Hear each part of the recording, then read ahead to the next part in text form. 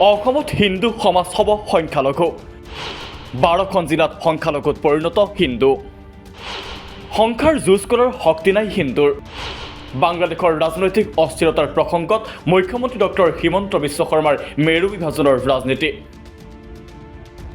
ছাত্ৰ বিদ্ৰোহৰ মাজতে বাংলাদেশৰ প্ৰধানমন্ত্ৰী পদত্যাগ কৰি পলায়ন কৰা শেখ হাছিনা বৰ্তমানেও ভাৰততে আশ্ৰয় লৈ আছে বাংলাদেশত বৰ্তমানেও পৰিৱেশ অস্থিৰ হৈ আছে এনে সময়তে বাংলাদেশৰ অবৈধ প্ৰব্ৰজনৰ প্ৰসংগ টানি আনি এটা বিশেষ সম্প্ৰদায়ৰ নাম উল্লেখ নকৰাকৈ মেৰু বিভাজনৰ ৰাজনীতি কৰিবলৈ এৰা নাই মুখ্যমন্ত্ৰী ডক্টৰ হিমন্ত বিশ্ব শৰ্মাই বুধবাৰে নিশা ফেচবুক লাইভতে মুখ্যমন্ত্ৰীৰ মন্তব্যত এই কথা স্পষ্ট হৈ পৰে বাংলাদেশৰ ঘটনাত মন ব্যথিত কৰাৰ কথা উল্লেখ কৰি মুখ্যমন্ত্ৰীয়ে কয় অসমৰ 12খন জিলাত আমি ইতিমধ্যে সংখ্যালঘু হৈ পৰিছোঁ এই কথা ক'বলৈ গৈ মুখ্যমন্ত্ৰীয়ে পশ্চিমবংগৰ মুৰ্ছিদাবাদ জিলাখনৰ 70% লোক বিশেষ সম্প্ৰদায়ৰ বুলিও প্ৰকাশ কৰে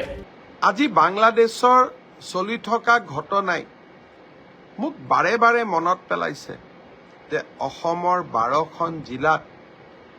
আমি ইতিমধ্যে সংখ্যালঘু হৈ পৰিছোঁ কেইদিনমান আগতে ঝাৰখণ্ডৰ পাকুৰ বোলা এখন জিলালৈ মই গৈছিলোঁ বংগৰ মুৰ্ছিদাবাদ জিলাৰ লগত সি সংলগ্ন মুৰ্ছিদাবাদ জিলাখন 70% লোক এটা বিশেষ সম্প্ৰদায় পাকুৰ জিলাৰ তাৰানগৰ গোপীনাথ নগৰৰ লোকসকল ভয়াক্ত হৈ বিশেষ এটা ঘটনাৰ পৰিপ্ৰেক্ষিতত পাকুৰ জিলা সদৰত উপস্থিত হৈ আছে মই সুধিছিলোঁ আপোনালোকে ঘূৰি নাযায় নেকি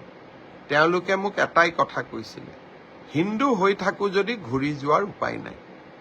মুখ্যমন্ত্ৰীয়ে ইয়াৰো ঊৰ্ধলৈ গৈ ক'লে আমাৰ ৰাজ্যখনতো হিন্দু সমাজ সংখ্যালঘু হোৱাৰ ফালে আগবাঢ়িছে সংখ্যাগুৰুৰ যুঁজ আমি কৰিব নোৱাৰোঁ গুণগত যুঁজত আমি আগত থাকিম ইয়াৰ পাছতে মুখ্যমন্ত্ৰীৰ মন্তব্য সংখ্যাৰ যুঁজ কৰাৰ আমাৰ শক্তি নাই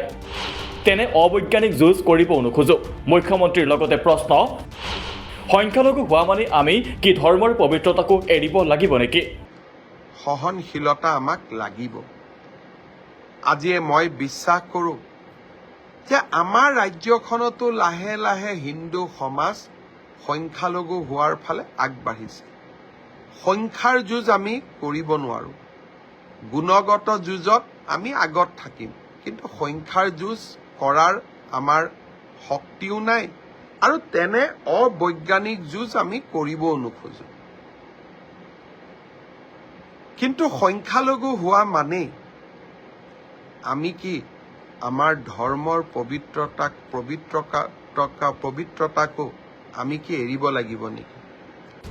উল্লেখ্য মুখ্যমন্ত্ৰী ডক্টৰ হিমন্ত বিশ্ব শৰ্মাই লোকসভা নিৰ্বাচনৰ ফলাফল ঘোষণাৰ পাছতেই হিন্দু মুছলমানৰ ৰাজনীতি কৰাৰ অভিযোগ উত্থাপন হৈ আহিছে অলপতে ঝাৰখণ্ডত তেওঁ অসমত মুছলমানৰ জনসংখ্যা 40% বৃদ্ধি পালে বুলি কৰা মন্তব্যই ৰাজ্যত তীব্ৰ বিতৰ্কৰ সৃষ্টি কৰিছিল তাৰ পাছতো মুখ্যমন্ত্ৰীয়ে এৰা নাই মেৰু বিভাজনৰ ৰাজনীতি যাৰ পুনৰ প্ৰমাণ বুধবাৰৰ ফেচবুক লাইভত স্পষ্ট হৈ পৰিল হয়তো মুখ্যমন্ত্ৰীয়ে এনে মন্তব্যৰ দ্বাৰা গুৱাহাটীৰ ভয়ংকৰ বান পৰিস্থিতিৰ পৰা জনতাৰ দৃষ্টি অন্য ফাললৈ নিবলৈ কৰা এক চেষ্টা বুলিও নুই কৰিব নোৱাৰি নিউজ ডেস্ক ৰিপৰ্ট দি ক্ৰছ কাৰেণ্ট